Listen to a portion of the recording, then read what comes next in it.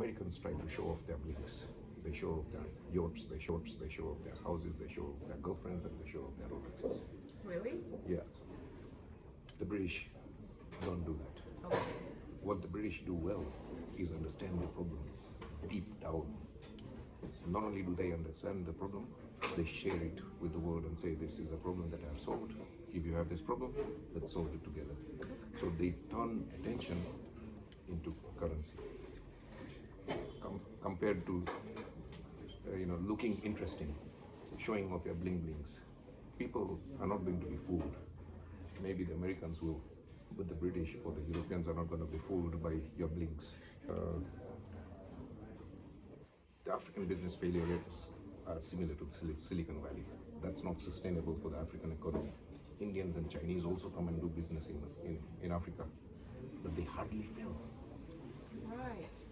Yeah, because they're not trying to be, I know it all.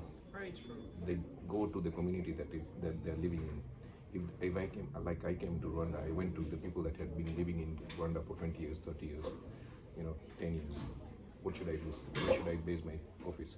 Where there is a gap that I can fit in. Right. And that way, you're minimizing the failure rates. Yes. Because if you, and the Africans don't have generational wealth. The reason why the Indians and the Chinese have generational wealth and generational businesses is because of this attitude of seeking mentorship. Interesting. A lot of people say I talk what I feel like. That's a wrong attitude. If you can't control what comes out of the mouth, yes, you throw an error. You confuse people. Sure. And at times you will also blabber things that sound stupid, irrational, Very and you true. get caught up. Instead of just blabbering, control what you say. That's all right. People in authority don't have to say too much.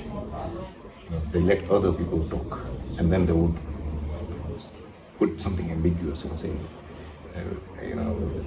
Joseph, you say this. What does it mean? Can you explain it to me? Yes. And that portrays an aura of power, of authority, Sure. rather than you not being able to control your tongue or your mouth. You're right.